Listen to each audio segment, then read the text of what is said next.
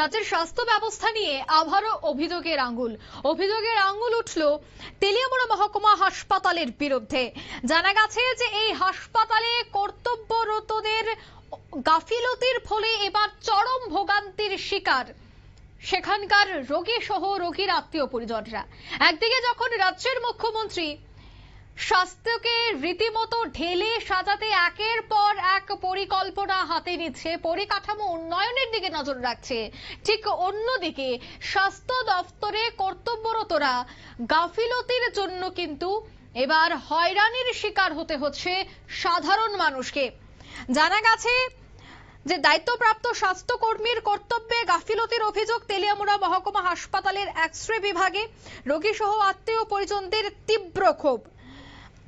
Assistant মুক্তার হোসেনের কাণ্ডজ্ঞানহীন এবং দায়িত্বহীন আচরণে চরম অসন্তোষ ছড়িয়ে পড়েছে হাসপাতাল চত্বরে। রোগীর পরিষেবার ক্ষেত্রে তার অবহেলা এবং দায়িত্বহীনতা নিয়ে ইতিমধ্যেই চিকিৎসক, স্বাস্থ্যকর্মী এবং সাধারণ মানুষের মধ্যে ক্ষোভ দানা বেঁধেছে। হাসপাতাল সূত্রে জানা গেছে যে মুক্তার হোসেন এই ব্যক্তি নাকি প্রায় সময় কর্মক্ষেত্রে বা কর্মস্থলে অনুপস্থিত থাকতেন। মর্জি মাফিক তিনি উপস্থিত হতেন, রোগীদের সঙ্গে দুর্ব্যবহার করতেন বলে অভিযোগ। অন্যদিকে এক্স-রে বিভাগের কাজেও তার রয়েছে বড়সড় গাফিলতি, ফলে বাধ্য হয়ে তার পরিবর্তে প্রায়শই জেডিএ কর্মী প্রবীণ কুমার জমাতিয়া এক্স-রে বিভাগে রোগীদের সেবা চালিয়ে যাচ্ছেন। আর সেই জায়গাতেই প্রশ্ন যে মাসের প্রথম 1 তারিখ রাজ্য সরকারের পক্ষ থেকে মোটা অঙ্কের মাইনে দেওয়া হয়, যদি সেই জায়গায় রাজ্য সরকার মোটা অঙ্কের মাইনে দিতে একদিন দেরি না করে, তবে পরিষেবা দিতে কেন এত তাদের কষ্ট হয়? রাজ্য সরকারের যে কড়া বার্তা তা কি সত্যি পালন করছে আধিকারিকরা? তারা কি সত্যি পালন করছেন? যদি পালন করে থাকতেন তবে এই ধরনের অভিযোগ, তাও আবার রাজ্যের স্বাস্থ্য ব্যবস্থা নিয়ে, কিভাবে প্রশ্ন উঠতে পারে? একজন দায়িত্বপ্রাপ্ত দেওয়া হয়েছে এক্স-রে বিভাগে, যিনি রীতিমতো অনুপস্থিত থাকেন, সেই নচিকেতার গান যেন কোনো একভাবে মনে করিয়ে দেয় তাদের এই হিয়ালিপনাকে নিয়ে। আমি সরকারি কর্মচারী, আর সরকারি কর্মচারী মানে বেলা 10টা বাজলেও অফিসে আমি কখন উপস্থিত হব সেটা আমার সম্পূর্ণ ব্যক্তিগত বিষয়। কিন্তু মাসের 1 তারিখ যদি বেতন না ঢুকে তবে আমরা আন্দোলনও করতে পারি। যদি তারা বেতন পর্যাপ্ত সময়ে পেয়ে যায় তবে কেন তারা সঠিক পরিষেবা দিচ্ছে না? তবে কি রাজ্যের মুখ্যমন্ত্রীর নাম কালিমালিপ্ত করার চেষ্টা করছে? অভিযোগ উঠছে, তবে অভিযুক্ত কি বলছে শোনাবো একবার। আরে আমার এই ইমার্জেন্সি একটা দরকার ছিল। কিটা দরকার ছিল? মিটিং এ ছিল, মিটিং এ। কি এর মিটিং? আগরতলা মিটিং এ ছিল আর কি। 9টার সময় কি এর মিটিং? হ্যাঁ? আপনার আমার টাইম কোটা? আমার তো 9টার সময় আইবো, আজকে ইমার্জেন্সি দরকার ছিল এর লাগি।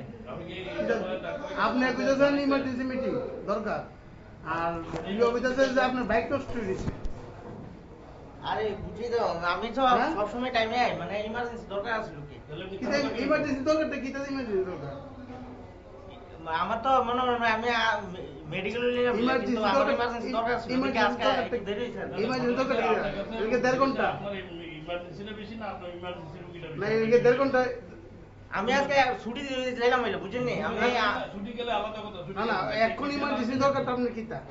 হ্যাঁ দরকার মিটিং এ আসলো কি আগরতলা আইতে একটু দেরি হইছে আর কি, তো বাইকটা নষ্ট আসলে এর লাগি। নালে তো সব আপনি সময় তো টাইমে আপনার যে দিদি কইছেন যে আপনার বাইক নষ্ট হয়েছে বাইক করতে আরে মানে বাইক তো নষ্ট হইছে, আমি আইছিলাম ঠিক হই মানে আপনি দামাচাপা দিতে চেষ্টা করেন? না না দামাচাপা না, একেবারে সত্যি আঙ্কেল। আমি কই আমি সব সময় আমি যেই টাইমে আই এই টাইমের এক মিনিট কমে না। আপনার নামটা কিটা? হ্যাঁ আমার নাম মুক্তার হোসেন। বাইরে কোন জায়গায়? বাড়ি হুম? বাড়ি তেলে আমরা কোন জায়গায়? 22 ঘর। বাইশ করতে গেছে আমি কত না করছি। আরে আমি তো আগরতলা মিটিং এ গেছি, আমরা আইএস এর মিটিং আছে, কনফারেন্স ডাক দিছে, তো আমি এই মিটিং এর জন্য আমি গেছি। এখন তো বাইক জানাইছেন, আপনি তো মিটিং এ গেছেন, আমি মিটিং এ জানাইছেন, আপনার এমওআই ছিল জানাইছেন? আমি এর আগে ওই টাইমে আমি ইনফর্ম করে গেছি, তাই বলছে কথা না ইমার্জেন্সি জল তুমি একটু আইছিল না আমার কিছু জানাইছে না। না না আমি সিএল হইলাম মিলা অন্তস দিয়ে গেছে। সে কথা হলো কখনো কথা হচ্ছে আমি তো একজন তার জন্য আমি সিএল হইতে দেই না, বুঝছেন নি? আপনারা শুনলেন অভিযুক্ত মুক্তার হোসেন কি বললেন। তিনি রীতিমতো পুরো ঘটনা ধামাচাপা দেওয়ার চেষ্টা করলেন। তিনি বললেন যে আগরতলা থেকে আসতে তার অনেকটাই সময় লেগে যায়, তার জন্য 1.5 ঘন্টা সময় অপেক্ষা করতে হয়েছে রোগী সহ রোগীর আত্মীয় পরিজনদের। অন্যদিকে গুরুতর যে অভিযোগ যে তিনি প্রায় সময় অফিসে আসতে 2 থেকে 3 ঘন্টা দেরি করে। এই অভিযোগ কিন্তু তার বিরুদ্ধে নতুন নয়, বারবার এই অভিযোগ উঠে আসছে, কিন্তু অভিযোগের পরেও সে তার মর্জি মাফিক অফিসে উপস্থিত হয়। অন্যদিকে আরো যে অভিযোগ যে এই জেডিএ যাকে পরবর্তীতে দায়িত্ব দেওয়া হয়, অর্থাৎ মুক্তার হোসেন আসবেন না, সেই জায়গায় এই ডিউটি পালন করবেন জেডিএ।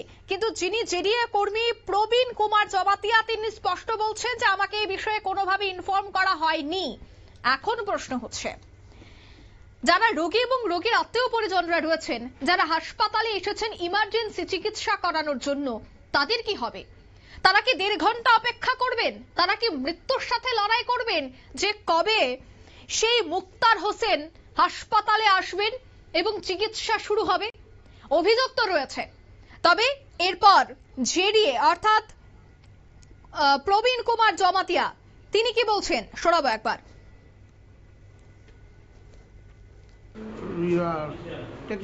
টাইম কোটা নিয়মিত 9টার ভিতরে আওয়ার কথা।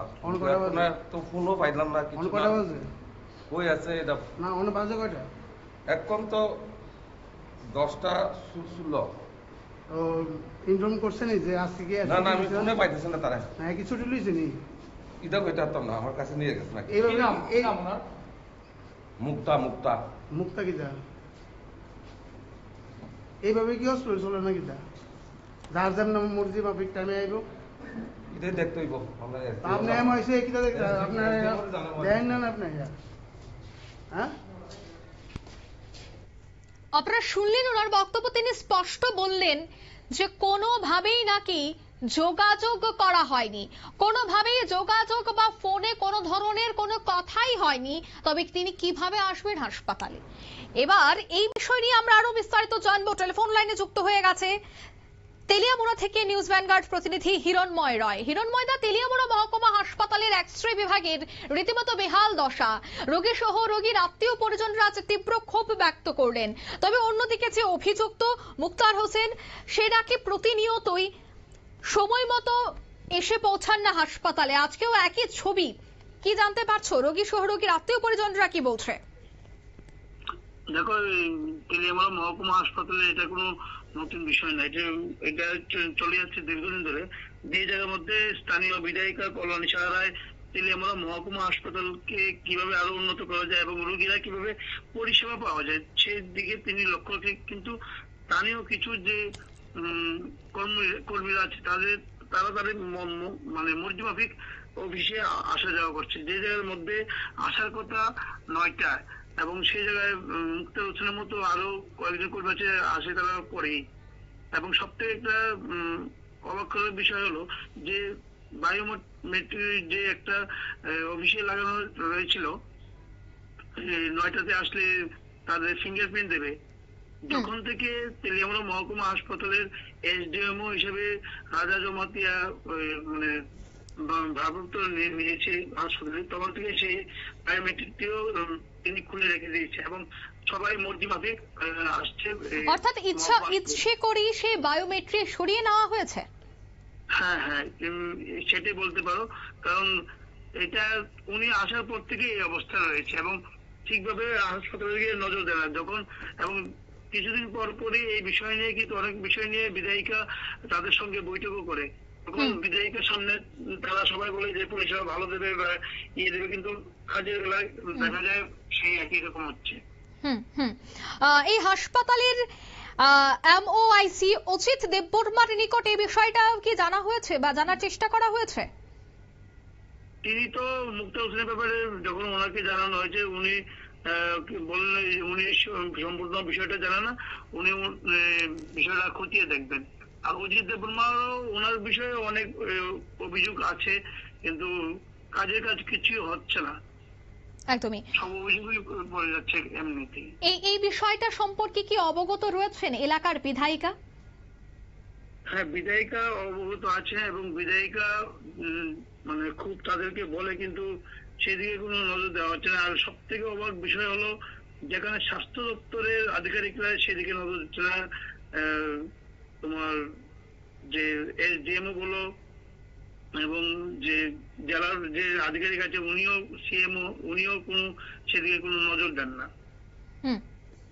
অর্থাৎ চরম গাফিলতিতে ভুগছে এই হাসপাতাল। অসংখ্য ধন্যবাদ তোমাকে।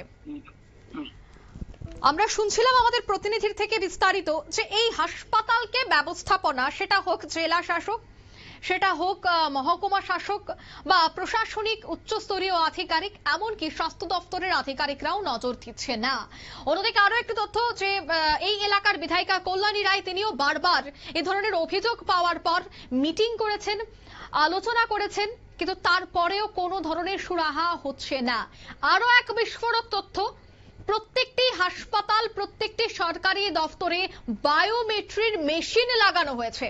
9টার মধ্যে যদি সেখানে ফিঙ্গারপ্রিন্ট না দেওয়া হয়, সেই জায়গায় কিন্তু দেখা যায় যে দিনের প্রথম ভাগের উপস্থিতি তা বাদ যায়, শেষ ভাগের অর্থাৎ হাফ ডে উপস্থিতি ধরা হয়।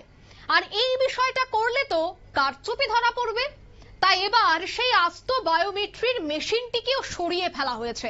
ভাবুন কতটা আশ্চর্যের বিষয়, তারা তাদের মর্জিমাফিক অফিস চালানোর জন্য সেই বায়োমেট্রি ফিঙ্গারপ্রিন্টের মেশিনটাকে পর্যন্ত সরিয়ে দিয়েছে। কিভাবে চলছে এই হাসপাতাল সংবাদ মাধ্যমে প্রকাশিত হচ্ছে হলফ করে। এখন দেখার বিষয় এই বিষয়টাকে কেন্দ্র করে একদিকে এই এলাকার বিধায়িকা কল্যাণী রায়, অন্যদিকে স্বাস্থ্য দপ্তর কি ব্যবস্থা গ্রহণ করে।